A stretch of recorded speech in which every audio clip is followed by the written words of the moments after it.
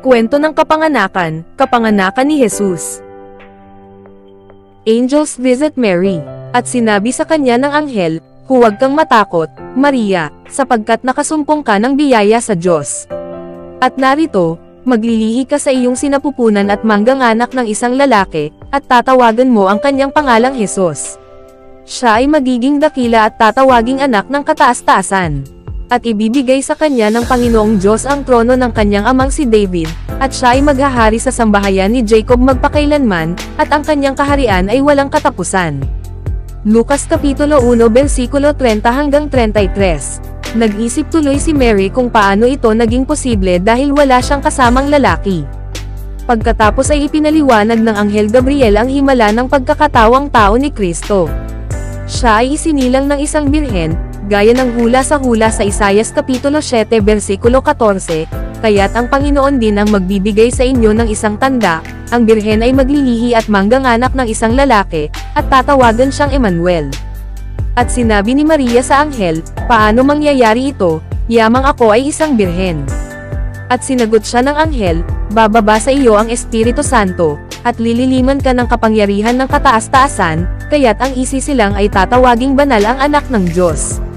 At narito, ang iyong kamag-anak na si Elizabeth sa kanyang katandaan ay naglilihi rin ng isang anak na lalaki, at ito ang ika-6 na buwan sa kanya na tinawag na baog. Sapagkat walang imposible sa Diyos."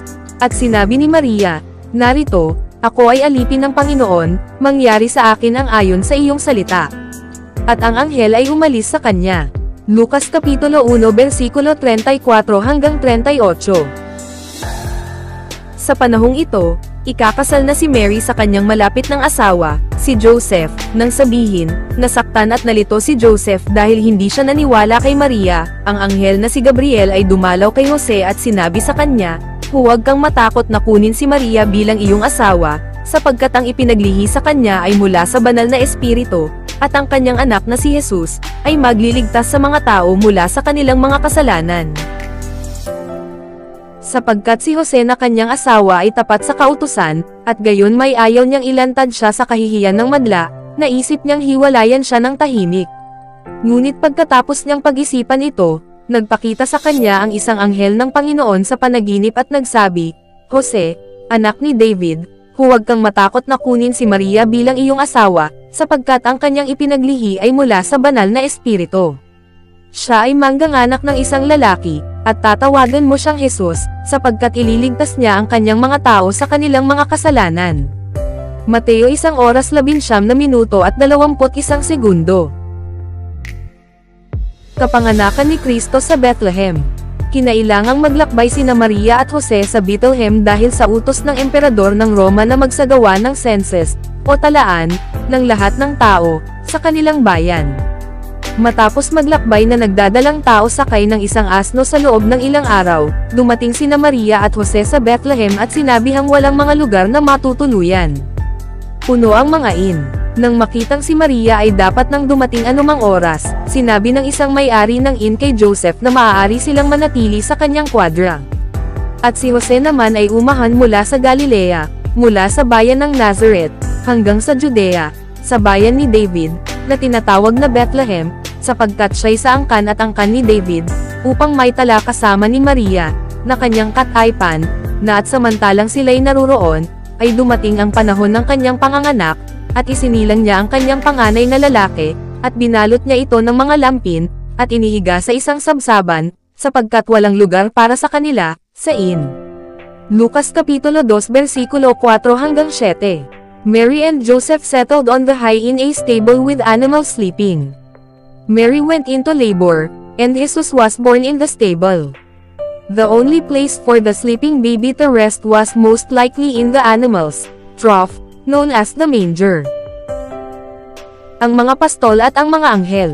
Sa panahong ito, nagpakita ang isang anghel sa mga pastol na nagbabantay sa kanilang mga kawan sa parang malapit sa Bethlehem.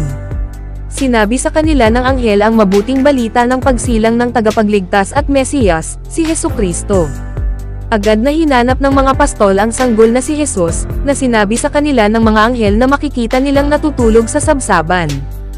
At sa rehiyon ding iyon ay may mga pastol sa parang, na nagbabantay sa kanilang kawan sa gabi. At napakita sa kanila ang isang anghel ng Panginoon, at ang kaluwalhatian ng Panginoon ay nagliwanag sa palibot nila, at sila'y napuspos ng takot. At sinabi ng anghel sa kanila, "Huwag kayong matakot, sapagkat narito, nagdadala ako sa inyo ng mabuting balita ng malaking kagalakan na para sa lahat ng tao. Sapagkat ipinanganak sa inyo ngayon sa bayan ni David ang isang tagapagligtas, na siyang Kristo na Panginoon. At ito ang magiging tanda para sa iyo, masusumpungan mo ang isang sanggol na nababalot ng lampin at nakahiga sa isang sabsaban." At biglang kasama ng anghel ang isang pulutong ng makalangit na hukbo na nagpupuri sa Diyos at nagsasabi, "Luwalhati sa Diyos sa kaitaasan, at sa lupa ay kapayapaan sa mga kinalulugdan niya." Lucas Kapitulo 2 versikulo 8 hanggang 14.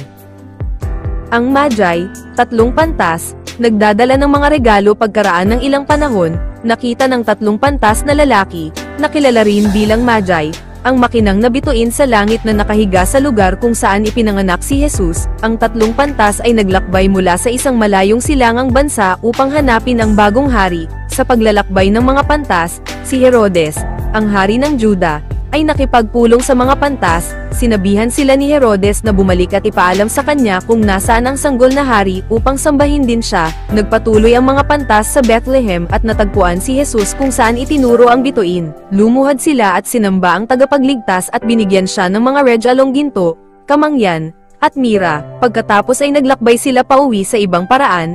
Alam na hindi nilayon ni Haring Herodes na sambahin si Jesus, ngunit binalak nilang patayin ang sanggol.